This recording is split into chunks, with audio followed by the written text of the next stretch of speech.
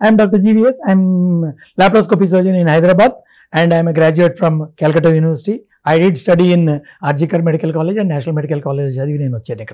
Yeah, speaking on the incident of the gang rape of the medico in Calcutta, I would like to say that let us do an autopsy of the events that have happened, because the real autopsy on the doctor is smudged in controversy. మొత్తం కాంట్రవర్సీలో దిగజారింది. So real autopsy మనం చేద్దాం. Autopsy of the person అయిపోయింది.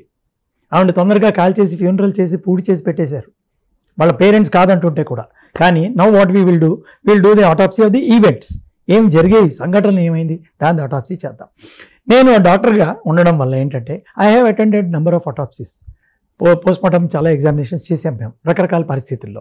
అయితే I have adequate experience, number 1. Number 2, I have read my forensic science నేను చదివాను. I know what is the procedure of autopsy and all that. అయితే ఒక autopsy చేయాలి అంటే మనం ఏం చేస్తామంటే బాడీ దీన్ని పడుకోబెడతాం టేబుల్ మీద, అడిక్వేట్ లైటింగ్ అండ్ వెంటిలేషన్. ఈ మధ్యకాలంలో అన్ని వీడియో రికార్డింగ్ చేస్తున్నాము. ఇక్కడ వీడియో రికార్డింగ్ మొత్తం చేశారా లేదా nobody nose, and the point is not mentioned anywhere. Number 1. Number 2, ముందు ఇనీషియల్గా ఏం చేస్తామంటే ఎక్స్టర్నల్ ఎగ్జామినేషన్ చేస్తాం. కళ్ళు చూస్తాం, జుట్టు చూస్తాం, తల చూస్తాం, హెయిర్ చూస్తాం, ఫేస్ చూస్తాం. అక్కడి నుంచి అలా బాడీ అంతా ఎగ్జామినేషన్ చేస్తాం.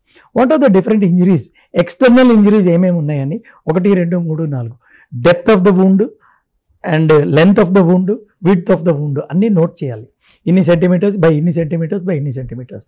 దాని చుట్టూ బ్లడ్ క్లాట్ ఉందా, హెమటోమా ఉందా, అది యాక్టివ్గా బ్లీడ్ అయిందా లేదా, బ్లడ్ వెసల్ ఉందా లేదా, ఎంత పెనిట్రేట్ అయి ఉంటుంది, ఇవన్నీ మనం నోట్ చేస్తామండి. సో నెక్స్ట్ ఏంటంటే లేడీ అయినప్పుడు ఏంటంటే ప్రైవేట్ పార్ట్స్ ఎగ్జామిన్ చేస్తాం. బ్రెస్ట్ మీద ఏమైనా అత్యాచారం జరిగిందా, ప్రైవేట్ పార్ట్స్లో ఏమైనా ఉందా. అయితే ఈ కేసులో మనం ఏం చూస్తున్నాం, multiple injuries, every single bone, long bone in the body is broken. అసలు ఏమన్నా ఇది అమానుషత్వం.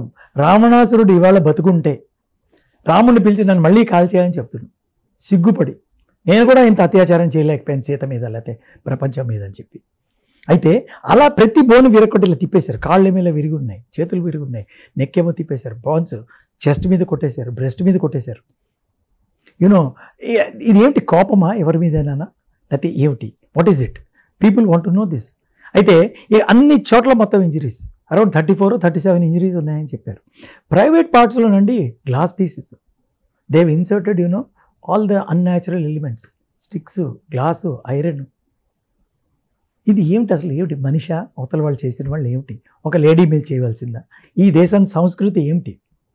అయితే ఏంటి ఇలాగా దీస్ క్వశ్చన్స్ ఆర్ రైజ్డ్.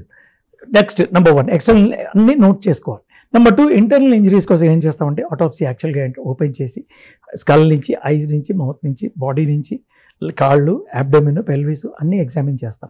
ఏదైనా వూండ్ ఉందంటే ఆ ఏరియాను ఓపెన్ చేసి చూస్తాం, ఎంత డెప్త్ ఉంది ఏమిటి, ఏ సైడ్ నుంచి వచ్చి ఉండొచ్చు, బుల్లెట్ వూండ్ ఉంటే ఎంత దూరం నుంచి వచ్చి ఉండొచ్చు ఏంటి, ఇవన్నీ తెలుస్తాయి మనకి. ఇవన్నిట్లో ఆల్ ఇంటెస్టైన్స్ అన్నీ ఎగ్జామిన్ చేశారు. కడుపంతా అంతా లోపల ఫ్లూయిడ్ ఇది అంతా damaged. Every part of the internal organ is damaged. Third ఏంటంటే సీమెన్ అవి అక్కడ ఇంత సీమెన్ పడిందని చెప్తున్నారు. అయితే సింగిల్ పర్సన్ అండి, ఒక పర్సన్ తీసుకొచ్చి సందీప్ రాయ్ అని చెప్పి ఒకరిని తీసుకొచ్చి నుంచోపెట్టి ఇతనే చేసాడంటే, ఒక మనిషికి అంత సీమెన్ ఉండాలంటే వాడు సూపర్ మ్యాన్ అయి ఉండాలి. Next we don't want to believe all that untruth ఇచ్చేసి మేము చేసేసామంటే public are not here. Bengal people are one of the most intelligent races of the country. They are all freedom fighters, they are writers, they are Nobel laureates. So అలాంటి దేశం నుంచి చదువుకుని వచ్చారంటే ఎంత knowledge తీసుకుని వచ్చాం మేము. So we feel proud of that. But today this is the situation. అయితే ఇంజరీస్. థర్డ్ ఏం చేస్తామంటేనండి స్టమక్లో, ఇంటెస్టైన్స్లో ఓపెన్ చేసి ఫ్లూయిడ్ బయటకు తీస్తాం.